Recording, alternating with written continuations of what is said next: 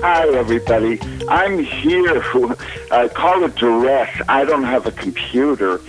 Last night I was trying to phone my email my guest, Robert Morningstar, and Nick Arthur, my producer, and it died on me, and I'm worried sick. My computer repairman tells me I have to get a new computer, and you think I got the funds for that? Oh, heck, all right, you heard my state, okay? Robert, how are you? Oh, I'm doing well. It's a very nice day in New York. Temperatures in the high 80s and 90s. Well, the mist will lift, and you'll have a great Labor Day, but we are going to put you on for 2 hours, your show last week, and I got a lot of response about your Dead Sea Scrolls. Now, I want you to know about a split. Your interpretation was really enthusiastically accepted by my Christian listeners, and my Jews, well, let's just say the Essenes were not really mainstream Judaism. The Sadducees were, and the Pharisees slightly less, but the Essenes were really just not part of, well, let's just say they were... You used the right word, split, because that's what the Dead Sea Scrolls did to the whole concept of Judeo-Christianity. It put a split right in what everyone thought was, quote-unquote, the real story. So I'm not surprised that there would be a split amongst the listeners. But we can continue. All right, well, I sent you a few of the responses so you know what we're talking about. Oh, yes, I enjoyed them very much. I always enjoy listener feedback and also call-ins. It's one of the greatest things about radio, that personal Well, I'll tell you, I'm here because of you. I'm on the phone. My phone will last an hour, so that's all I have today. But let's go into your version. And by the way, I reread my book, Return of the Giants, and I'm going to tell you a few things that I personally have witnessed that are pretty darn strange. But let's start with your Dead Sea Scrolls. Who was the Nasi? Oh, the teacher of righteousness. The teacher of righteousness he's the Holy One, the leader of the Essene community, and somehow he is undone. He is eliminated. He disappears. Some say murdered. He seems to be the role model for Jesus. Whether he was Jesus himself or someone, as we say in biblical studies, a type. See? So that is unclear. Some people think that he was John the Baptist. So when was this? Revolutionary. Come on, these scenes were around a few hundred years. I mean, you have to be talking about a very specific time. Right. Well, I believe that he is a type, that the teacher of righteousness is not Jesus himself, but kind of a projection of the ideal, the perfect man, the Messiah, the one who is trying to the Jews who wrote me have no problem with that. You flipping me to Jesus, they No, I didn't flip him into Jesus. I made it clear that there is a point of dispute or contention as to who he's not named in the Dead Sea Scrolls. So no one can definitively say that it is Jesus or that it is not Jesus or that it is John the Baptist or not John the Baptist. Well, he had better have lived at a very certain time, like at the very beginning of the first millennium, or it doesn't work. And if these scenes were around 300 years, you got to get the timing right here. Correct. And so the period we're discussing, I understand, is from approximately 50 to 100 A.D. to the time of the Maccabees, when it all came to an end. And interestingly enough, Professor Eisenman and Dr. Weiss, whose translation, the Dead Sea Scrolls, uncovered are the ones, the texts that I use. Both of them see the Maccabees as a direct lineage to the Essene teachings, because the Essenes, as I pointed out last week, were not fighters. the hippies. No, they were not the peaceful flower child hippies that you were alluding to, that Israelis think they were, and the way they were depicted in Israel when you were growing up, kind of a fringe group. These were zealots. They carried that name, the zealots. And they were very aware that they were engaged in a spiritual war and a battle and a war for the world. So the entire depiction, a popular depiction of vegetarian hippies cooking their bread on hot stones and having the angel of the air come and prepare their meals, it's a little skewed. It's really not accurate. They were very devoted. You're saying if they were Maccabees, they were revolting against Rome. Yeah, well, they carried them. What became the Maccabee revolt is rooted in this teaching of the Essenes. So they were defeated in 73. Again, they were defeated in 100 years earlier. Yeah, but who were defeated? Are we talking about the Maccabees? The Maccabees. Well, they were one. They were.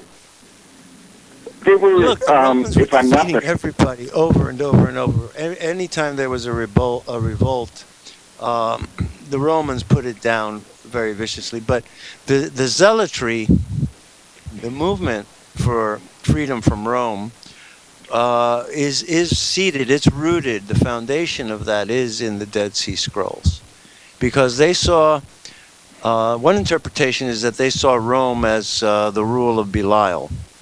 And that's the adversary, and he and his angels are actually at war with humanity. And the Essenes. What's the goal? They're at war for what?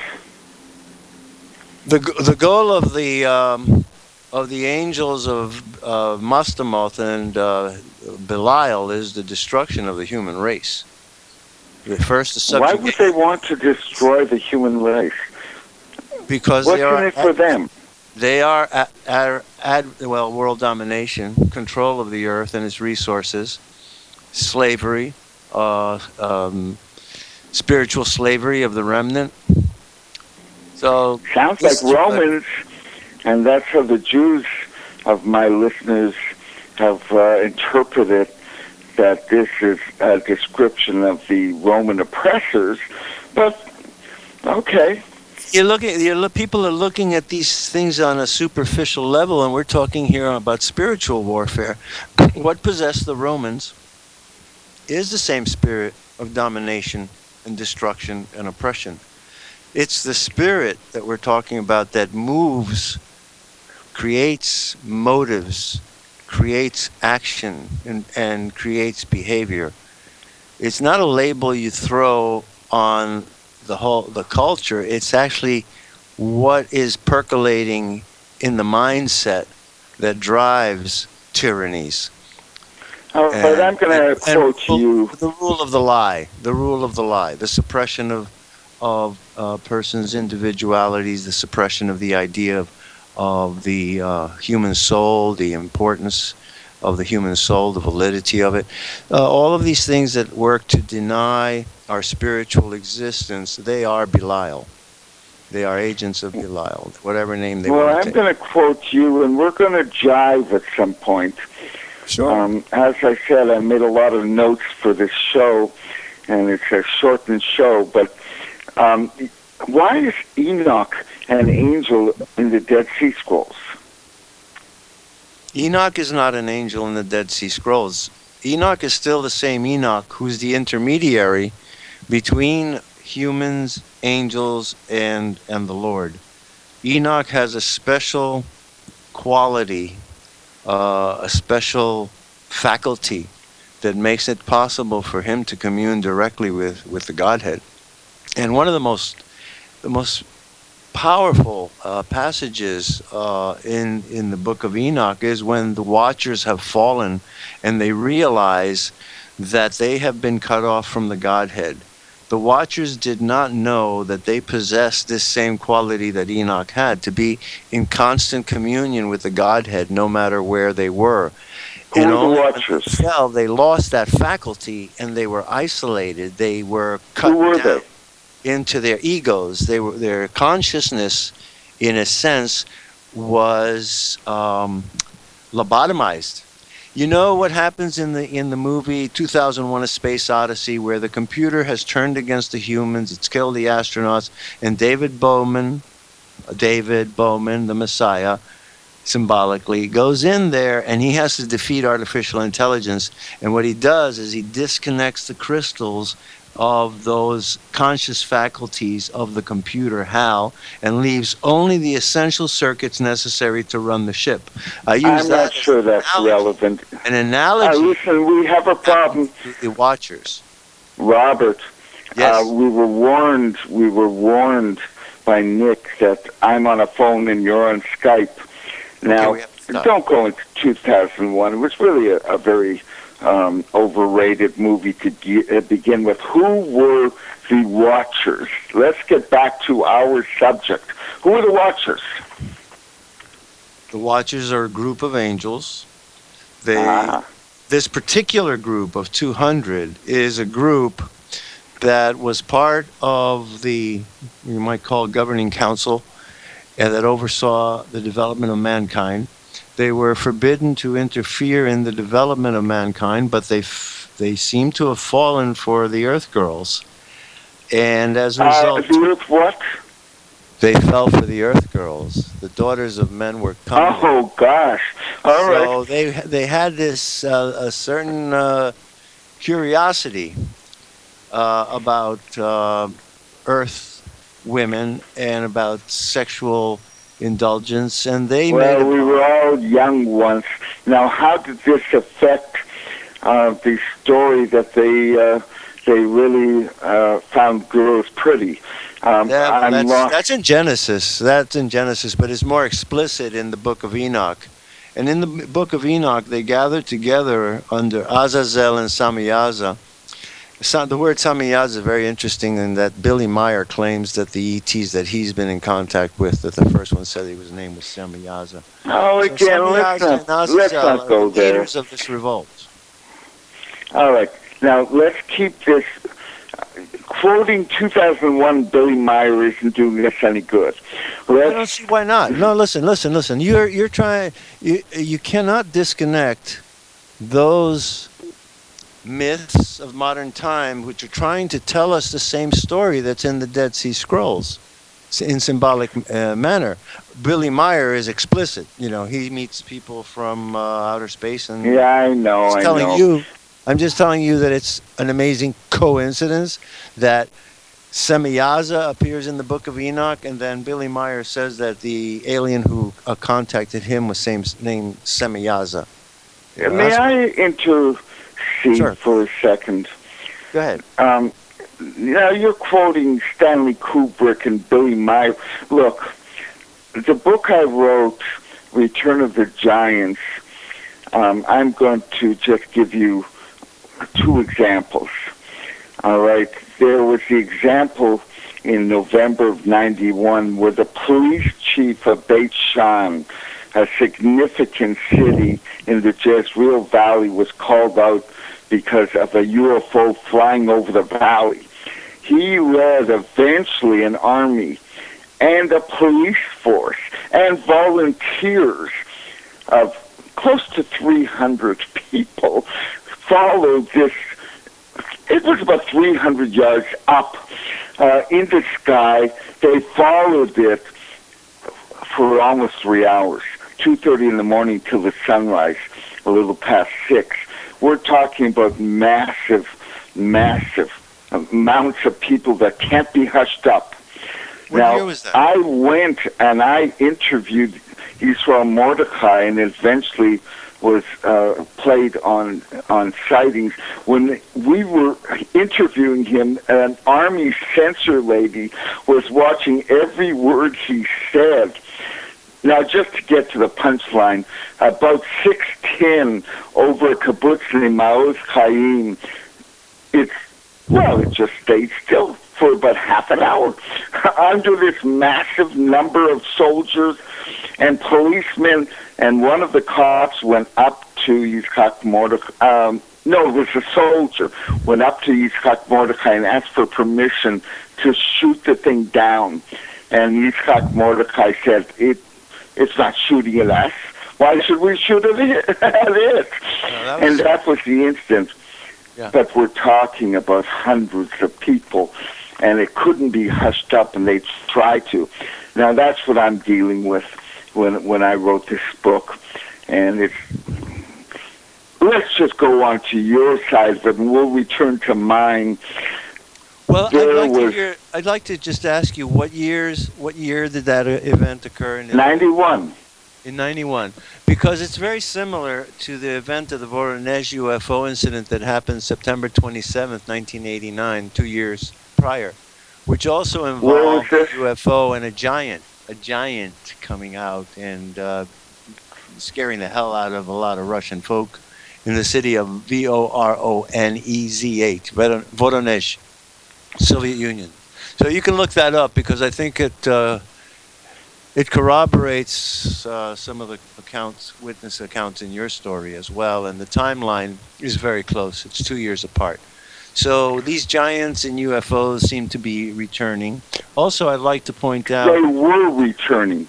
Scott McClellan, listen, Scott McClellan, who worked for NASA as a science officer and a space shuttle engineer, he saw an interaction between American space shuttle astronauts and an 8-foot-tall alien in the shuttle bay during one of his tours of duty at NASA. And he tells the story in his book. I think you can find it in the Stargate Chronicles. But please go on. That's the aside I wanted to make about giants and spaceships. No, I want to know, but look, I don't know what happened in Russia, but this repeated in Israel from 87 to 99. It was an absolute wave. And I was in the middle of the wave, just doing this. Look, I'm going to give you one more. And then, oh, by the way, last week when we spoke, I told you about the stench that this woman, her name was Shosh Baron, said when they arrive, you'll smell them. And I was first to smell it. You know who was there witnessing this January 94? Who? Daryl Sims. Bill Sims. Oh, you don't know him, huh? Daryl. You mean Daryl Sims? Oh, of course I know Daryl Sims. Well, Michael Heseman, I told him about this incident. I said her husband's nuts, but she is very down to earth. He sent Daryl Sims, and he was second to smell the stink. We didn't see anything, but boy, did we smell them. Now, there's a spirit. Bad smells are associated with certain groups of UFOs, and even Bigfoot. There are Bigfoot apparitions around UFOs, or you say UFOs around Bigfoot apparitions, because they both seem to zip in and out. But the Bigfoot phenomenon also has this legendary stench, which makes people either their legs start running by themselves, or they just pass out, because it is so overwhelming, and that it really was a stink. Okay, I'm telling you, you didn't want this stink around you. It affected your mouth after a little while. Of course. You know, the sense of smell is the first scent, the first sense. We come into the world, we're really blind, we haven't learned to focus, we don't understand what sound is, and the thing that drives us or attracts us most or influences us most is the sense of smell and the sense of taste. So if you have an encounter like that, listen. Listen to your sense of smell and act accordingly. The first thing is get upwind of whatever that stink is, or get away from it. There's no getting away from it. It follows you. You don't. You have no power. It decides if it wants to be there or not. Yeah. But Sounds as like it happened, Michael Heseman, well, he lifted the phone, told Daryl Sims get on the plane, and we were there. It was recorded. It eventually was. Well, let's just say that this incident had more than just a stench. She did fluorescent testing, all kinds of testing, what was going on in their house. Mm-hmm. Just to let you know, I had an expert witness for this event. Well, I'm in contact with Daryl Sims. I'll have to get his side of it. It's a fascinating story. Oh, January 94. Just tell him you and Barry, and I'm sure he's got a good side to it. He was second to get a whiff of them. Wow. Well, Daryl Sims is a person that I respect very much, and he has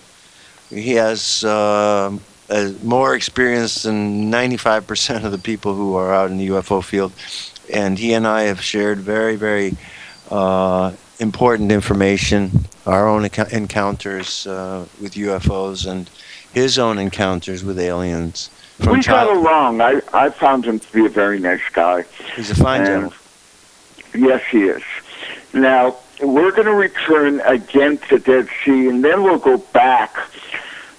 You know, ever heard of a guy named Elijah? The prophet? Of course. Yeah. He's got a cave above Shikmona Beach. That's where the first UFO was sighted in Israel in 87, the day before Yom Kippur of 87. And it returned twice after that and left. Oh, boy, did it burn the sands and whatever. It burned the sands in a shape. In Elijah's cave overlooking this beach is the same, call it bat-shaped image. Mm-hmm. Oh, from 2,500 years ago. The exact, really, if not exact, boy, was that a close call between the UFO burning Shikmona Beach and the burning in Elijah's cave. That's what brings me back to biblical stuff. Well, I think, they're called the Watchers, right? So they have to be watching something, and they have to be watching it regularly. And since, as I understand, they live thousands of years, they're standing guard on whichever side of this spiritual war they are on. Two groups of angels are overseeing the destiny of mankind, one working against mankind and the other one working to protect mankind and subdue the evil intentions of the angels of Mastama and their leader Belial. It's interesting that the Dead Sea Scrolls say that Israel will be God, because Israel is not faithful to the Torah. He will blind them. He will blind them to their own blindness, and he will turn them over to the rule of Belial. And they will believe lies, and they will act accordingly. By the way, the Torah was accumulated at the end of the Rome. Well, the last chapter was way beyond the Watchers. That is. Oh, yeah. Just when it was getting interesting, we have to take 3 minutes off. But believe me, Robert, this is a very enlightening conversation. We'll come back in 3, and I'll plug my book. And boy, do I need people to buy it. I don't have a computer. I'll see you in 3. Okay.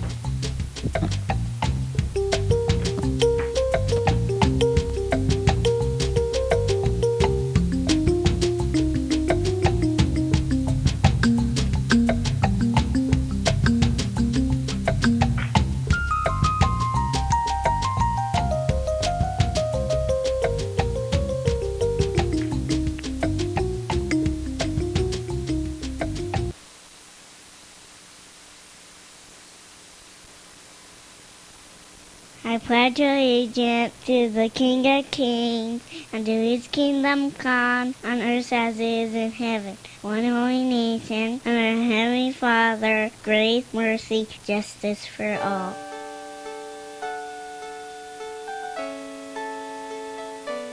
The program you are listening to is 100% sponsored by you, the listener, on this First Amendment Rights Media channel. You will notice that there are few commercials on this radio network. There's a good reason for that. Corporate advertising dollars come with strings that limit program content. So without your help, these programs cannot continue on internet or our several affiliates. If you benefit by the educational law programs, we ask you to give. If you are admonished or nurtured by the Bible and ministry programs, we ask you to give. If some voice a cause that you are passionate about, we ask you to give. If you believe in any of these, we ask you to support them as you would a missionary on a continual basis, as if giving a tithe for missionary radio. These programs are not commercially viable and must be supported by those faithful to the cause of truth. Look for the button to sponsor your favorite programs at our listen and schedule pages on the internet.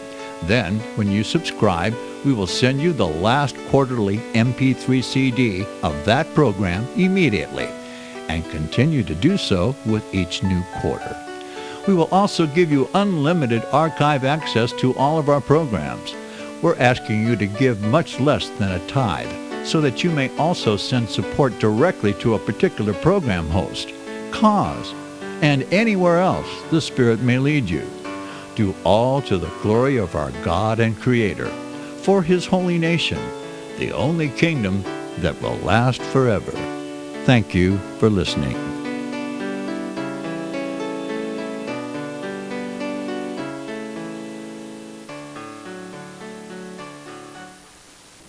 Since the beginning of time, kings have sought it, nations have fought for it. It has been traded, it has been borrowed, it has been purchased. It has been stolen. There's a reason for it. To secure the blessings of liberty to ourselves and to our posterity. Invest with the security of gold and silver. Call Discount Gold and Silver Trading at 1-800-375-4188 or visit discountgoldandsilvertrading.net. Listen to Financial Survival with your host Melody Cedarstrom right here on FirstAmendmentRadio.com at 4 p.m. Eastern or 1 p.m. Pacific Time. Visit discountgoldandsilvertrading.net or call Discount Gold and Silver Trading at 1-800-375-4188. Toll free 1-800-375-4188. Hey everybody, it's Barry Chamish. I tell you again, I'm not on Skype. I don't have a computer. I'm going to be very, very poor. I have to buy a brand new computer. What a mess. And I don't think it was coincidental, but that's my paranoid self. My book, Return of the Giants, is available at lulu.com. That's www.lulu.com. Write in Chamish, my last name, Chamish, in the search box, or Return of the Giants. I would say get in black and white. It's cheaper, but the color pictures are very impressive. And thank you, David Cameron. My website is barrychamish.com. Robert, plug yourself. Well, I am very happy to say that UFO Digest continues to publish some remarkable stories. And we're entering the season that I call the JFK Torrent of Truth season. We've been running it for the last 4 or 5 years, where we unload a stream of facts about the JFK assassination that people haven't heard before. So UFOdigest.com is a site to keep your eye on for both UFO information and an overview of what's really going on around the world, paranormally and spiritually and politically. Because you hear that, folks? UFOdigest.com. UFOdigest.com. And also tune into my Facebook page, Robert Morningstar. I have the avatar of a dolphin because I espouse the mind of the dolphin. And also, you'll recognize a very fascinating Apollo photograph of an object that was taken by Apollo 10 on the far side, orbiting the moon on the far side of the moon. So that's how you recognize my Facebook page. And I'll tell you, my Facebook page is not about selfies. I really run it like a newspaper. You might call it Robert Morningstar's Facebook News. Well, you've got my advocacy, and I'm just going to add 2 cents. The watchers, if they were worried about Israel falling, I think it's not necessarily the Torah. That may have been too late, but I'd say the Ten Commandments and the Ark of the Covenant and all that, that's what they would be watching out for, my guess. Yes, of course. And you know, one important question is, why did the Ark of the Covenant disappear? Very important question. And you know, I think the Babylonians got it. Is in the Dead Sea Scrolls. The answer to that is it was removed because of the pollution of the temple. Solomon himself engaged in what we might call voodoo when he became enthralled with the Queen of Sheba. And he incorporated many of her magical practices into temple worship. And it's shortly thereafter that the Ark is taken away. And Oh, Robert, there isn't even 2 lines about the Queen of Sheba. She's briefly mentioned. I mean, how do you know that she affected him this way? That's not written. Let's call it oral tradition. All right. I'm kind of all right, it's an oral tradition. As I say, we don't even know where Sheba is exactly. We think it's on the west coast of Arabia. No. We know very well where Sheba came from. And she came from Ethiopia. And that's why Haile Selassie carried the title of the Lion of Judah to his untimely death by assassination. The poor man, he was a very noble king. He carried the title, the Lion of Judah, because he was a direct line descendant of Solomon and the Queen of Sheba. There's your history. Well, there certainly is an oral tradition to back that. So, right. So Sheba didn't come from Arabia. She came from Ethiopia. And while we're at it, why don't we talk about Moses' Nubian wife? I didn't know he had a wife. He did indeed. He had 2 wives. And if there's a very entertaining documentary, which is called The Making of the 10 Commandments, in which the author, a lady, wrote a book called The Making of the 10 Commandments. And if you get the deluxe edition of the DVD, you can switch on that narrative. And in that, it explains that Cecil B. DeMille wanted to be extremely true and faithful to the Bible, to the Old Testament, to the telling of the story of Moses. And when it came to this issue, that Moses had a Nubian wife, a black wife, he couldn't bear to depict that in 1950s to 1950s America. So what he did is he told the story and he put the wife in the context of the arrival of this king of Nubia, whom Seti has sent Moses to conquer his kingdom. And instead of conquering him, he makes him an ally and brings an alliance to the court of Seti. And since the king won't bow, Seti gets a little upset. And then Moses explains, no, this is an alliance. But the way that he achieved the alliance was by marrying the king's daughter. And she is that princess who says famously, your prince is not only handsome, but he is wise. And then they had children? Well, you know, there is a the name Moshe, I guess there's a long lineage of black Jews. And there was that tribe down in South Africa that claimed that they were Jews I know. at the time of Moses. And and Israel denied it until they did the DNA test, and they did find out that they are Cohens. I've seen all of these. You know what? They're sincere. Let's just say that don't think. saying they're not sincere or sincere or insincere. It's just fact. These people in Africa, were they Labotha tribe? As I say, I've seen them dancing. They left Egypt with Moses, and they stayed south in Africa when they split. They split off.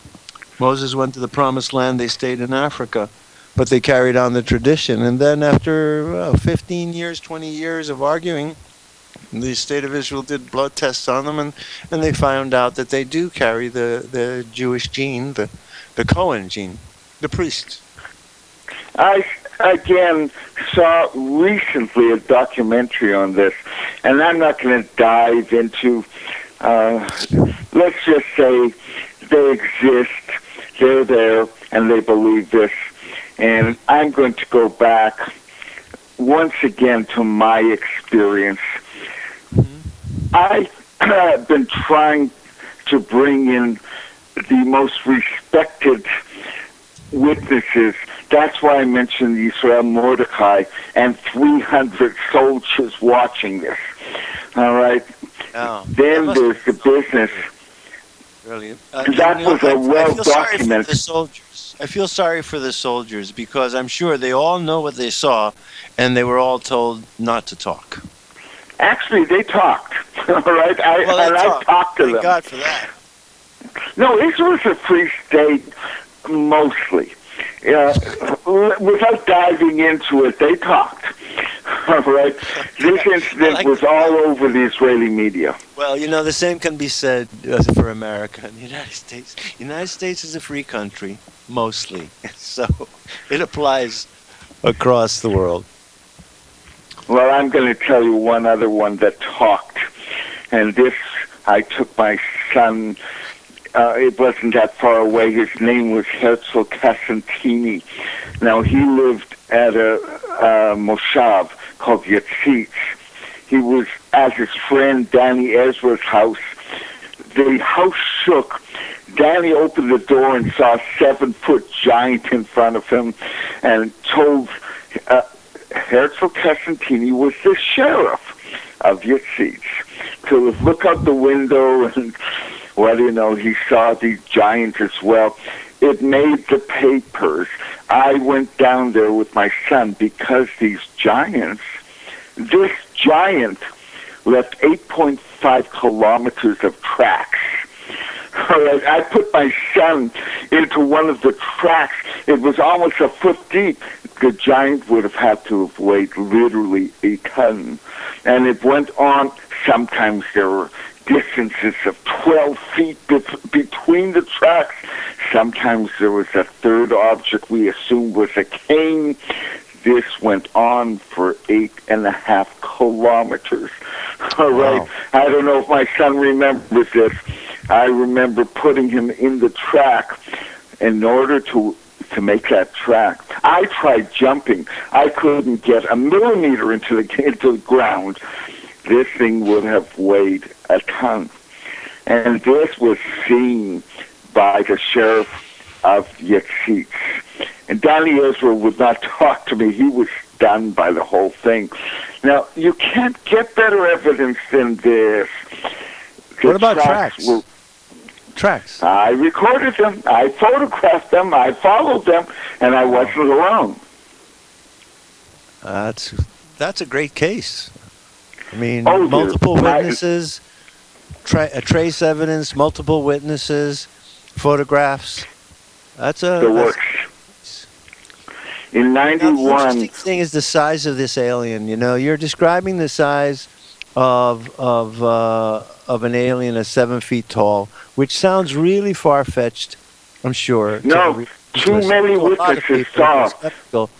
But that is exactly what's described in the Voronezh Russian incident. And again, I emphasize my interest is transcultural, and it's across the world, and this timeline. First you said it was 92, then you said it was 94. I said from 87 with Shikmona, and it pretty well ended in 99. Okay, so it was a long-running flap, a long-running event where these giants kept showing up? No, the big event was in Kadima from April of 93.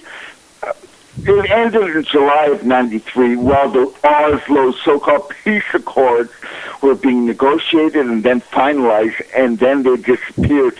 And I found a connection between that utter evil of the Oslo peace happening to Israel. I did not view that coincidentally, but maybe I was speculating. The point I'm making and trying to flesh out was 93. Is that you can consider this a period, an epic of this 5 years. And the interesting thing is that during the same 5-year period, 89 to 94, is when the Black Triangle UFO was showing up all over Belgium and England and across the world. So there was a lot of activity in the UFO field, manifestations of UFOs, landings and interactions with aliens, whether they communicated or not. So I think it's all part of this one. It's a part of one. It's one global event with a lot of incidents that are part of this plan. And the pushing of global government and world peace, as you said, the Oslo Peace Accords, it seems to be the theme that is, to me, I'm very suspicious of it, because this peace at all costs is like a fish hook, you know. Who's not for peace? Who here will not say, yes, I'm for peace? And so when they dangle peace before your eyes, it could be a fish hook and a trap. And look at what's happened as a result of the Oslo Peace Accord. Has it arrived? Has peace arrived? No. It's only perpetuated the... Oh, you don't have to sell me on this idea. Okay. All right. Not just since I wrote this book, but I smelled... You know that stench I smelled in the apartment of Sorsburon? I got that same stench from Oslo. See, now, not literally, figuratively. But when you have effects like that, or side effects like that, there may be a connection. Perhaps your antennas were stretched, so you can feel similar vibration or similar. You can smell the same rat or something. I don't know. You know, if you think that was a good case, after this show, do me a favor, just for fun. Go to lulu.com, Lulu.com, write in Return of the Giants, Chamish, and have a look. Let's just say that my cases sent me worldwide. Mexico, Brazil, Hong Kong, all over the world I went with these cases. They're very real and they're very proved. Let me say that your book on giants is very pertinent to the Dead Sea Scrolls, because that is one of the most popular scrolls uncovered, and repeatedly in digging up more and more of the caves around Qumran, they found more and more copies of the Book of Giants. And so the giants play a very big role in the pre-flood epic, the pre-flood. Go into that a bit. Help me out here. How? Yeah. Well, the giants seem to be offspring, spawn of the Watchers, and human women. That's quite literally what the Bible says.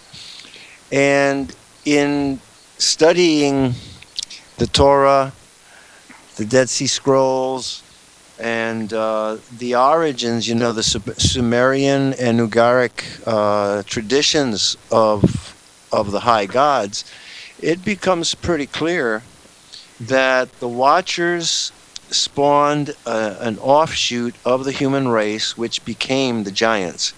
And these beings reproduced so rapidly, and they were so violent, they were so powerful, so violent, that they looked upon mankind as a lesser animal.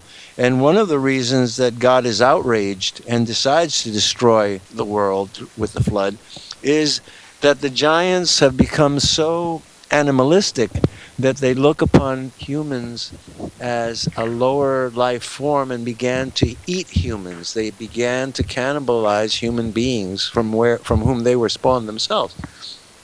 So the cry All goes right, out. I suppose we made a Cry good goes out to snack. the Lord for aid, and so the Lord sends Michael, Gabriel, Raphael, and Phanuel to get them under control and bring about the destruction of the giants and restore the earth. You know what? Through I'm going to plug my friend. I've got a friend, Jim Searcy, who made a CD of my, basically taking my work and basically taking Rephaim that became Anakim. I didn't dive all the way, but you know, by the way, I sent his DVD to a very close ally of mine who I know will appreciate it. But have you ever heard of the Gilgal Rephaim in the Golan Heights, or Oz? Oh my goodness, Bashan, Og of Bashan. Have you ever heard of him? No, I have not. In Tell me the about Bible, his bed was 13 feet long and 6 feet wide, and he was the last known Rephaim.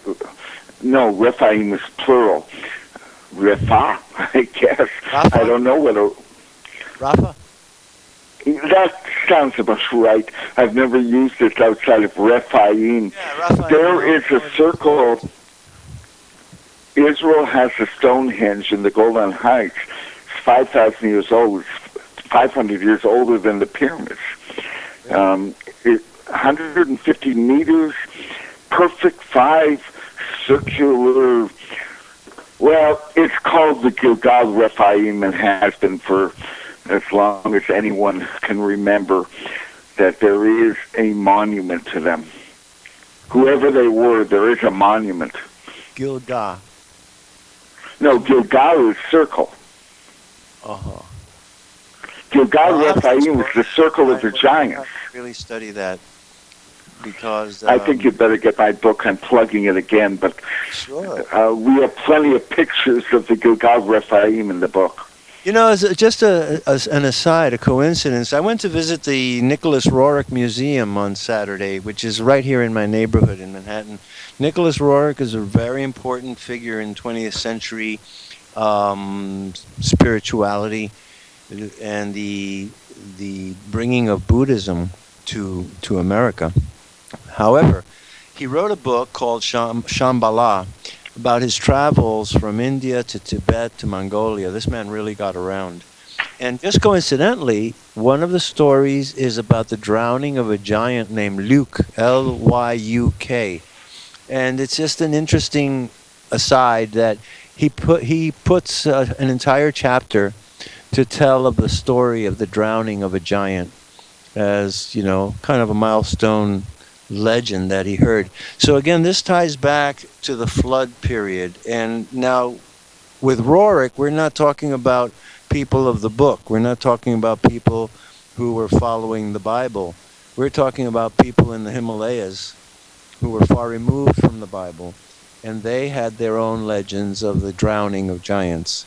So I think that this was a global event. The giants were a genetic breed that ran amok, went wild, and had to be subdued, eliminated for man. You've never heard of Azerbaijan? Azerbaijan. Never heard of him? Oh, you have got... A long time ago, but I couldn't say that I'm really familiar with her work or who she really is. No, her work. He was the last giant in the Bible. Okay, I have never heard his name. My book is called Return of the Giants. There are things that, look, I thought Goliath was the last giant in the Bible. Well, he was the one Philistine that David took a slingshot and slayed, but he wasn't the last one. Og of Bashan was the last one in the Bible. Look, you're talking about angel and human interbreeding at Qumran. I'm doing my best here. I mean, why do you say that? Well, because there's an entire chapter in the Dead Sea Scrolls that deals with purity laws and seminal emissions, and who can go into the holy precinct, and who must stay out and not interact with the holy ones who are in the encampment, and these are the angels.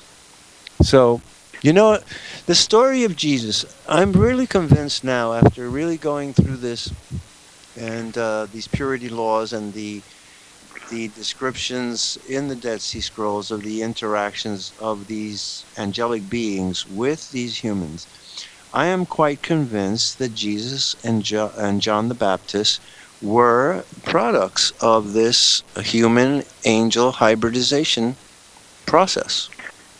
All right, now that, of course, is an opinion. I'm going to ask you what chariots of glory were. Whenever you have chariots in the sky, right, I view that differently. That's how you would describe seeing something flying, would be a flying chariot. Where are they mentioned in the Dead Sea Scrolls? They're mentioned in the chapter that's called the Chariots of Glory. And what does this... Come on, go expand a bit. Well, where shall we begin? Begin with, what were the chariots of glory? Let's begin. Let me read you. Oh, if I'm taking you off, it's not worth it. Okay. All righty. But really, it's very deep stuff. The chariots of his glory, with their multitudes and wheel angels, and all your secrets, foundations of fire, flames of your lamps, splendor of honor, fire of lights, and miraculous brilliances. That sounds good.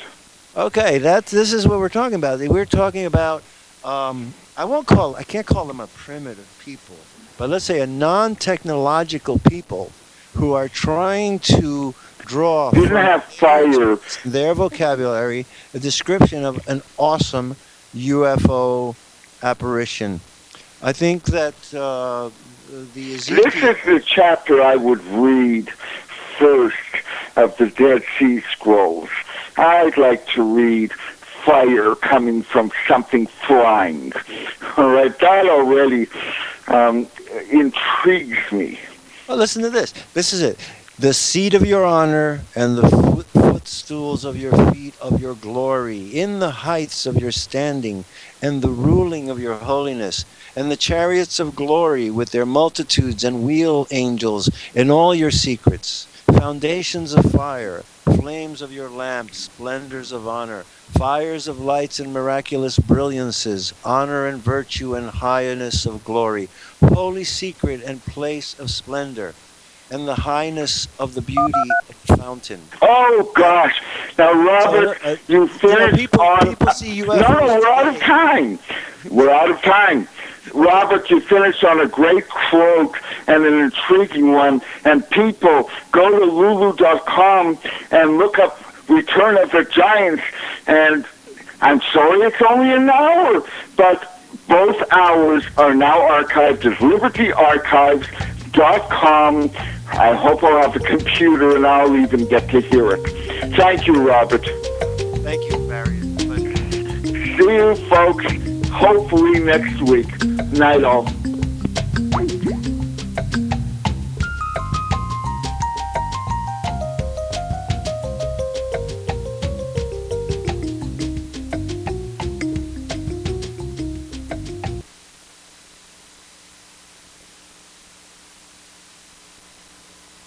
Gold and silver is tremendously undervalued. Global demand vastly exceeds mine supply by more than 60% annually. There is little in the financial world more certain than a coming explosion in the prices of gold and silver. The U.S. dollar continues to lose value and respect as the world's reserve currency. Our nation faces challenges on many fronts, and a day doesn't pass without another economist bringing forth warnings of impending economic calamity. There has never been a better time than right now to acquire physical gold and silver. Discount Gold and Silver Trading was founded on the principles of truth and honesty. We believe in providing a quality product, quality service, and most importantly, competitive pricing. We provide all forms of precious metals, including American gold, silver, platinum, and rare investment and circulated coins. Silver bars, rounds, and 90% silver bags are on hand for the silver investor. Gold self-directed IRAs are available. Call Discount Gold and Silver Trading at 1-800-375-4188. Toll free, that's 1-800-375-4188. Hear it first on FirstAmendmentRadio.com and FirstAmendmentRadio.net.